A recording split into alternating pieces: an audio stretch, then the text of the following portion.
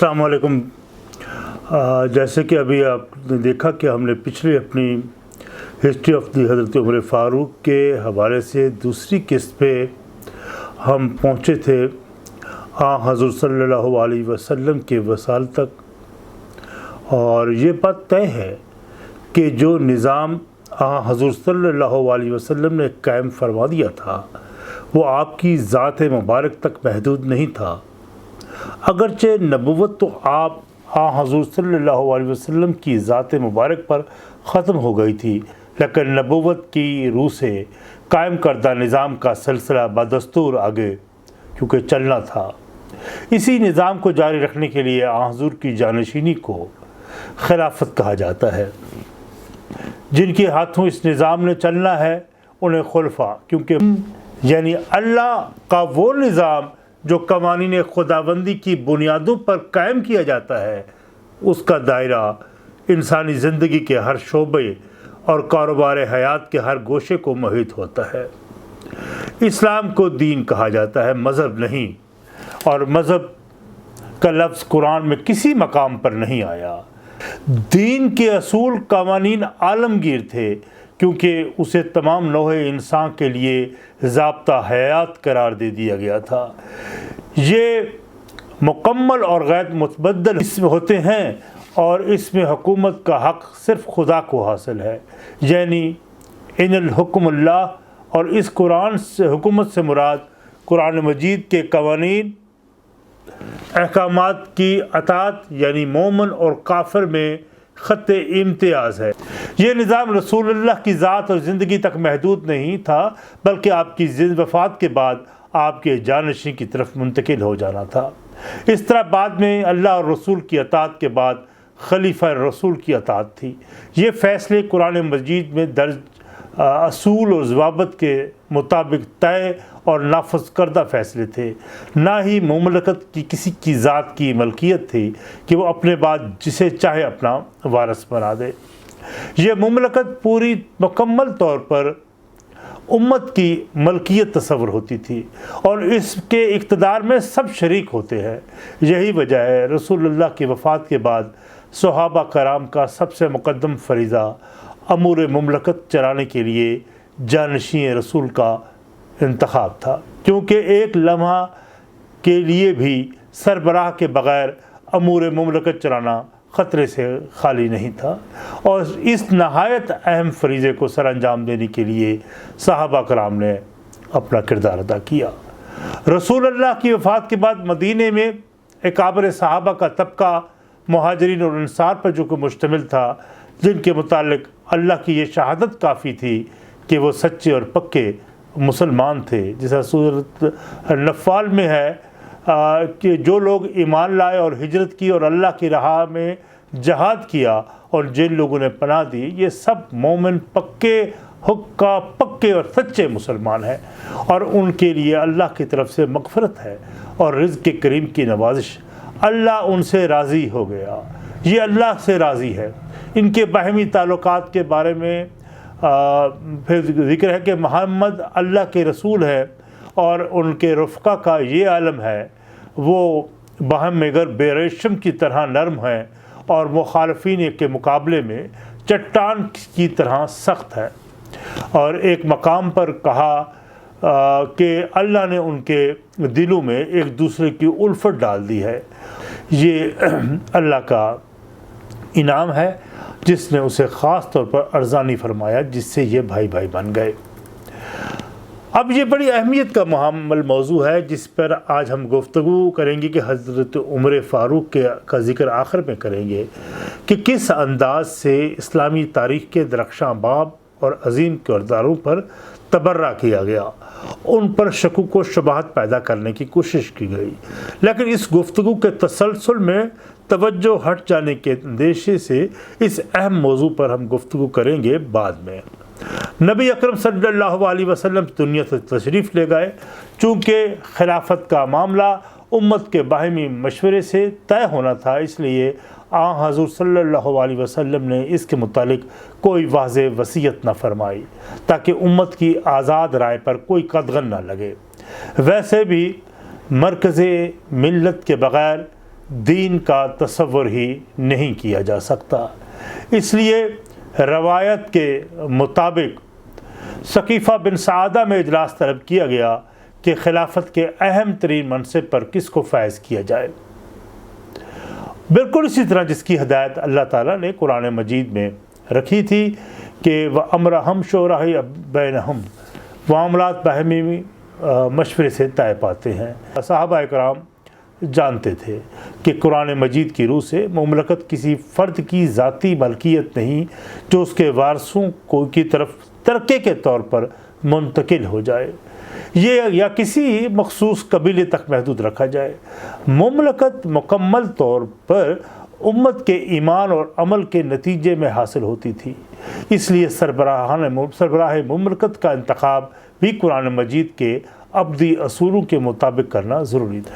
صحابہ کرام اس شخصیت کے انتخاب کے لیے جمع ہوئے جو ان سب میں سے زیادہ متقی تھے۔ انہوں نے حضرت ابوبکر کو اس مقام تک پایا اور انہیں مملکت کی سربراہی کے لیے منتخب کیا۔ ان میں حضرت عمر کا کردار نمایاں ہے، کیونکہ اسلامی حکومت تھیوکریسی نہیں جس پہ مذہبی پیشوا خدا کے قائم کردہ مقام بن کر لوگوں کو اپنی اطاعت پر مجبور کرتے ہیں۔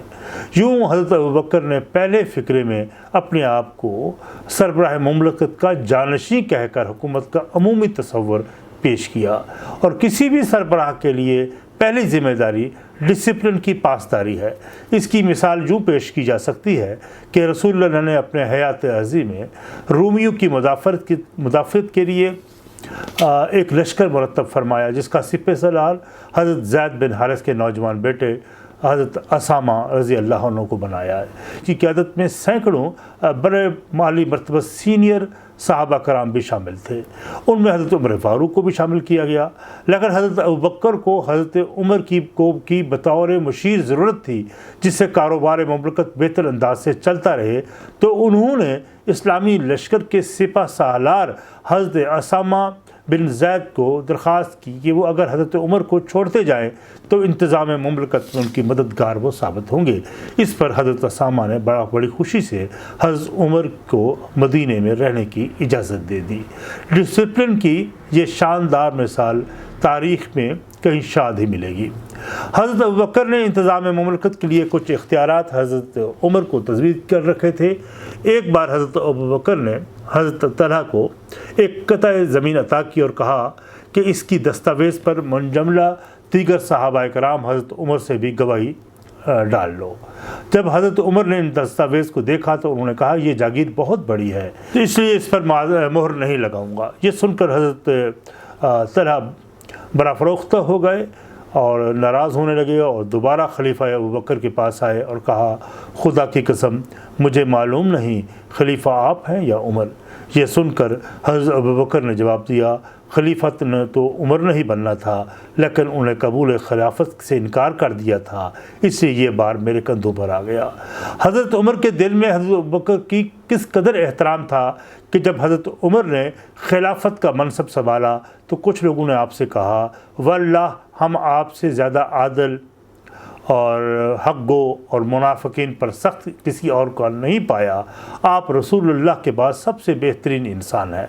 اس پر حضرت عمر نے جواب دیا کہ تم لوگوں نے غلط کہا، حضرت ابوبکر بوئے مشک سے بھی زیادہ بھی پاکیزہ ہے، رہا میں اپنے گھر کے اونٹ سے بھی زیادہ بے راہ رو ہوں۔ حضرت عمر نے بطور مجسٹریٹ یعنی مدینہ کے قاضی کے طور پر کچھ عرصہ حضرت ابوبکر کے دور میں کام بھی کیا، لیکن جہاں اللہ کے احکامات درست انداز سے نافذ ہوں وہاں لوگوں کے معاملات بھی درست ہوتے ہیں، اس لیے عدالت میں کوئی بھی مقدمہ پیش نہ ہوا اور یوں اس کی عدالت کو ختم کرنا پڑا۔ حضرت ابوبکر کے دوران خلافت میں حضرت عمر ان کے مشیر اور شریک کار رہے۔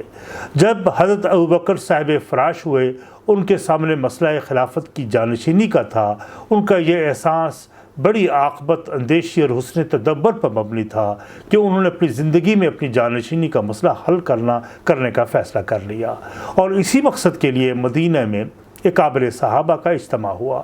تمام آیان مدینہ نے باہمی مشاورت سے حضرت عمر کو خلیفہ منتخب کر لیا۔ پھر اطراف و کناف مملکت سے امت کے نمائندے اور مختلف قبائل کے سربراہ آئے اور انہوں نے حضرت عمر پر بیعت کر لی۔ یہاں یہ ضروری ہے کہ اس بیعت کا مفہوم اختصار سے میں پیش کر دوں۔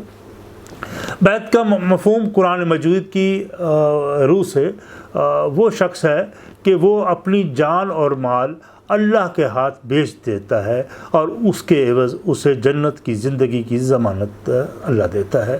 اب سوچنے کی بات ہے بیع اور شرع کے اصول کس طرح طے پاتے ہیں۔ دراصل یہ معاملہ سربراہ مملکت کے توسط سے جو احکام خداوندی کے مطابق حکومت قائم کرتا ہے، یوں سمجھیے کہ انسان کے معاملہ جس قدر ذمہ داریاں اللہ نے اپنے پر لی ہیں وہ اسلامی مملکت کے ہاتھوں پوری ہوتی ہے، اور جو مملکت اللہ کی ذمہ داریاں پوری کرتا ہے اسی کو حق حاصل ہے کہ وہ لوگوں کو احکام خداوندی کی اطاعت کرائے۔ اللہ سے بیع اور شرع کا یہ معاملہ سربراہ مملکت کی وساطت سے طے پاتا ہے، تو اس کا لغوی میں جو معنی ہے وہ ہے خود فروشی اور اپنے آپ کو بیچ دینا۔ اس طرح آپ نے حضرت ابوبکر نے اپنے جانشین کے انتخاب کے سلسلے میں لوگوں سے کہا، لوگوں جو کچھ میری حالت ہے وہ تمہارے سامنے ہے، میں خیال کرتا ہوں اب میں زیادہ عرصہ زندہ نہیں رہوں گا، اس لیے اللہ نے تمہیں میری بیعت سے آزاد کر دیا، تمہیں اختیار دے دیا ہے کہ تم اپنے لیے ایک سربراہ کا انتخاب کر لو۔ اگر تم میری زندگی میں ایسا کرو گے تو میرے بعد اختلافات سے بچ جاؤ گے۔ اکابرین نے باہم مشورہ کیا اور کسی نتیجے تک نہ پہنچ سکے۔ دوبارہ حضرت ابوبکر کی خدمت میں حاضر ہو کر کہا، ہم یہ انتخاب کا اختیار آپ کو دیتے ہیں، آپ ہی امت کے لیے ایک سربراہ منتخب فرما دیجئے۔ یہ سن کر آپ نے مہلت طلب کی۔ حضرت عبد الرحمن بن عوف کو بلایا، ان سے کہا، مجھے بتاؤ عمر ابن خطاب کے متعلق کیا رائے ہے؟ تو انہوں نے کہا، اس حوالے سے آپ مجھ سے بہتر رائے رکھتے ہیں۔ اس طرح حضرت عثمان سے بھی رائے طلب کی تو انہوں نے بھی وہی بات کی جو حضرت عبد الرحمن بن عوف نے کی تھی۔ پھر آپ نے مہاجرین اور انصار میں سے مختلف اور ممتاز شخصیات سے مشورہ کیا تو بعض لوگوں نے اس پہ اتنا ہی اعتراض کیا تھا کہ حضرت عمر سخت مزاج ہیں اور خلافت کا منصب سنبھالتے میں ان میں مزید سختی آ جائے گی۔ یہ سن کر حضرت ابوبکر نے جواب دیا، نہیں، بلکہ میرا خیال ہے خلافت کی ذمہ داریاں ان کی سختی کو نرمی میں بدل دیں گے۔ میں سمجھتا ہوں اگر عمر میرے جانشین ہوں گے تو میں اللہ سے کہہ سکوں گا کہ میرے تیرے بندوں میں پر بہترین بندے کا ذمہ دار بنا کر میں آیا ہوں۔ یہ سن کر سب مطمئن ہو گئے اور آپ نے ایک وصیت قلم بند کرواتے ہوئے حضرت عمر کو سربراہ مقرر کیا اور اس پر اپنی مہر ثبت کر دی، اور جھرونکے میں سے جھانک کر نیچے لوگوں سے کہا، اے لوگو، میں نے اس دستاویز پر اپنا فیصلہ لکھ دیا ہے، کیا تم اس پر رضامند ہو؟ تو سب نے بیک زبان ہو کر کہا، ہم رضامند ہیں۔ لیکن ایک روایت کے مطابق حضرت علی نے فرمایا، ہم صرف اس صورت میں رضامند ہو سکتے ہیں اگر آپ نے اس میں حضرت عمر کا نام لیا ہے۔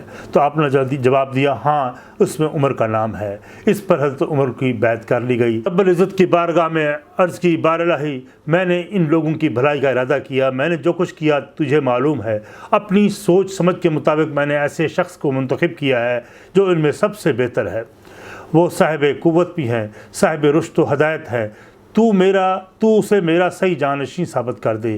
یہ تیرے بندے ہیں، ان کے معاملات تیرے ہاتھ میں ہیں، ان کے امیر کو اصلاح اور فلاح کی توصیف فرما۔ اس دعا کے کچھ وقت بعد آپ وفات پا گئے۔ یہاں سے خلافت فاروقی کا آغاز ہوتا ہے۔ تاریخ کے لحاظ سے یہ 23 جمادی الاخر 13 ہجری 22 اگست 632 عیسوی کی بات ہے۔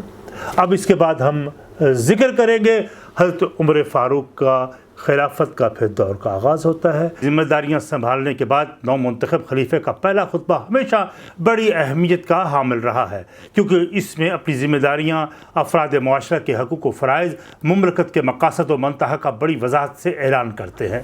یوں سمجھے کہ وہ اپنے منشور کا اعلان کرتے ہیں۔ روایت میں درج ہے حضرت عمر نے خلافت کے پہلے 2 خطبے دیے۔ خطبہ نماز فجر کے بعد ارشاد فرمایا، اور دوسرا جو مفصل تھا اسے ظہر کی نماز کے بعد تفصیل سے ارشاد کیا۔ انہوں نے اللہ کی حمد و ثنا کے بعد حضرت ابوبکر صدیق کے فضائل و مناقب بیان کرتے ہوئے لوگوں سے کہا، لوگوں میں تمہیں میں سے ایک انسان ہوں، اگر مجھے خلیفہ رسول اللہ کی حکم عدولی گوارا ہو سکتی تو میں ہرگز یہ ذمہ داری قبول نہ کرتا۔ یہ الفاظ اس قدر خلوص و انکسار سے ادا کیے جو سامعین کے دل کی گہرائیوں میں اترتے چلے گئے۔ انہوں نے حضرت ابوبکر صدیق کی کہی ہوئی باتوں کو اور سچ معلوم ہونے لگی جب آپ نے متعلق کہا تھا خلافت کی ذمہ داریاں عمر فاروق کو نرمی میں بدل دیں گی۔ حج کے بعد حضرت عمر نے لوگوں سے کہا کہ میں اللہ سے 3 دعائیں مانگتا ہوں اور تم آمین کہتے چلے جانا۔ انہوں نے آسمان کی طرف نگاہ ڈالی اور نہایت عجز سے کہا، بار الہی میں سخت ہوں، مجھے حق کی موافقت، اپنی رضا طلبی، احساس آخرت کے لیے نرم کر دے۔ اور یہ کہہ کر آپ کچھ لمحوں کے لیے خاموش ہوئے تو سامعین نے کہا آمین۔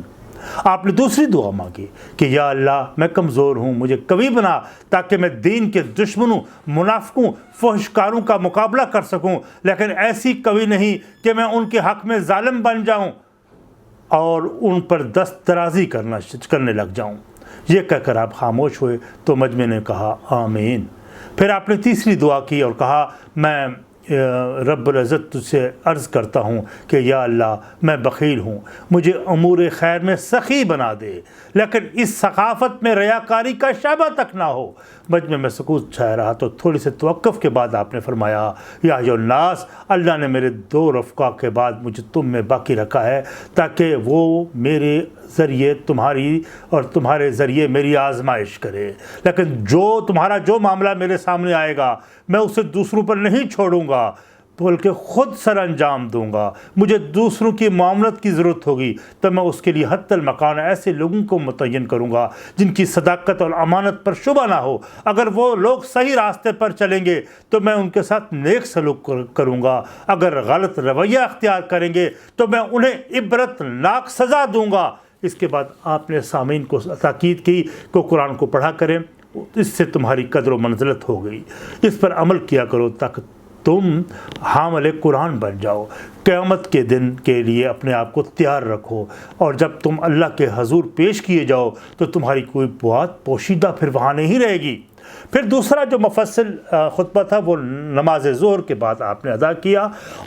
نماز ظہر کے وقت ادا دیا جانے والا جو خطبہ تھا ذرا طویل تھا۔ اس میں وضاحت کی کہ مجھے معلوم ہے کہ جو لوگ میری سختی سے خائف اور میری درستی سے لرزاں ہیں، وہ کہتے ہیں عمر اس وقت ہم پر سختی کرتا تھا جب ہم رسول اللہ کے سایہ عاطفت میں تھے، اور اس وقت جب ہمارے اور اس کے درمیان حضرت ابوبکر حائل تھے، لیکن اب کیا ہوگا جب ہم میں نہ تو رسول اللہ موجود ہے نہ ابوبکر صدیق، اور تمام معاملات تو اسی شخص کے ہاتھ میں ہیں۔ جو شخص یہ کہتا ہے وہ ٹھیک کہتا ہے، لیکن ایسے کہتے وقت وہ بھول جاتا ہے کہ مجھے رسول اللہ کی مصابیت کا شرف حاصل تھا، میں ان کا فرما پذیر تھا۔ دوسرا نرمی اور رحمت کا معاملہ ہے تو اللہ نے خود فرما دیا کہ وہ مومنین کے لیے رحمت کا سرچشمہ ہے۔ یاد رکھیں بارگاہ رسالت میں میری حیثیت ایک شمشیر برہنہ سی تھی، جب حضور صلی اللہ علیہ وسلم چاہتے تھے اس شمشیر کو اذان کار عطا کر دیتے، جب چاہتے اسے نیام میں رکھ لیتے۔ میں حضور کی خدمت میں اسی طرح رہا تاکہ اللہ تعالیٰ نے آپ کو یاد فرما لیا۔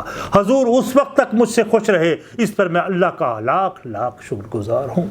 اس سعادت عظمیٰ پر مجھے فخر و ناز ہے۔ اب میں لوگوں تمہارے معاملات کی ذمہ داری اپنے کندھوں پر عائد رکھ دی گئی ہے۔ تمہیں معلوم ہونا چاہیے میری سختی نرمی میں بدل گئی ہے، لیکن ان لوگوں کے لیے بدستور قائم ہے جو ظلم و زیادتی سے کام لیں گے۔ جو لوگ امن و سلامتی میں رہتے ہیں، جرأت ایمانی میں رکھتے ہیں، اس کے لیے سب سے زیادہ نرم ہوں۔ اگر کوئی شخص کسی کے ساتھ ظلم اور زیادتی کرے گا تو میں اسے اس وقت تک نہیں چھوڑوں گا جب تک اس کا ایک رخسار زمین پر ٹکا کر دوسرے رخسار پر اپنا پاؤں رکھ کر، تاکہ اس وقت تک کہ وہ حق کے سامنے سپر انداز ہو جائے۔ لیکن اس سختی کے باوجود میں ایک حق کے لیے خود اپنا رخسار زمین پر رکھ دوں گا۔ لوگوں مجھ پر تمہارے حقوق ہیں، जो तुम्हारे सामने बयान करता हूँ, तुम अपने ये हकूक़ मुझसे हासिल करो। तुम पर मेरा सिर्फ ये हक़ है, तुम्हारे खराज और माला गनीमत में से जो अल्लाह ने अता करे अपनी कफ़ात के लिए ले लूँ, लेकिन उसे नाहक न लूँ।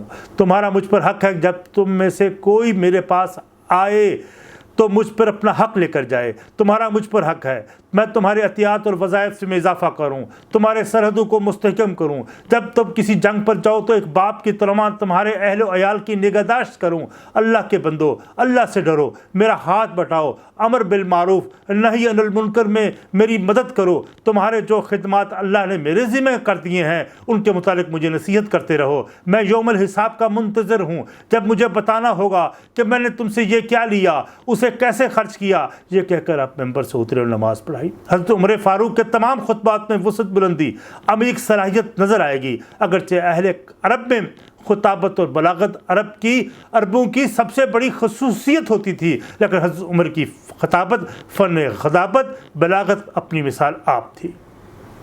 और अमीरुल मोमिनीन का लक़्ब हज़रत अबू बकर, अब उसका जिक्र करेंगे कि तो उनको तो खलीफा कहा गया था, तो ये अमीरुल मोमिनीन का लक़्ब कैसे इख्तियार किया। तो हज़रत अबू बकर ने अपने लक़्ब खलीफा रसूलुल्लाह इख्तियार किया। जब हज़रत उमर ने खिलाफत का मनसब संभाला तो अपना लक़्ब खलीफा रसूलुल्लाह इख्तियार किया, लेकिन उन्हें मालूम था इस तरह तो बाद में आने वाले खलफा के लिए लक़्ब लंबा होता चला जाएगा। एक दिन इराक़ के गवर्नर उबैदा बिन जर्रबी आमरी और अदी बिन हातिम को मदीना भिजवाया गया, तो वो मस्जिद में मुलाकात के लिए हाजिर हुए। उनकी मुलाकात हज़रत उमर बिन आस से हुई, तो उन्होंने उनसे कहा अमीरुल मोमिनीन को हमारी आमद की इत्तला कर दीजिए। ये बात सुनी तो आपको ये बहुत अच्छा, और कहा कि तुमने जो खलीफे को अमीरुल मोमिनीन पुकारा है ये मुझे अच्छा लगा, यानी हम सब मोमन वो हमारे अमीर। जैसे हज़रत उमर फ़ारूक को ने फिर इस खुताब को, इस टाइटल को अपने नाम के साथ मंसूब किया। अमीर का मफ़हूम जो है वो अरबी ज़बान में निशानात राह मुतय्यन करने वाला, ना हाकिम बल्कि रहनुमाई करने वाला होता है। ये हाकिम नहीं होता, रहनुमाई करने वाला होता है। इसके बाद हम अगले एपिसोड में गुफ्तगू करेंगे खिलाफत और मुल्कियत में क्या फ़र्क थी, और उसके बाद हज़रत उमर फ़ारूक के हवाले से मज़ीद हम गुफ्तगू करते चले जाएंगे। ये कुछ हमारे एपिसोड्स होंगे जिस पे हम अपनी बात को मुकम्मल करेंगे, और जुड़े रहिए और अपनी आरा से ज़रूर नवाजिए। बहुत शुक्रिया। वस्सलाम।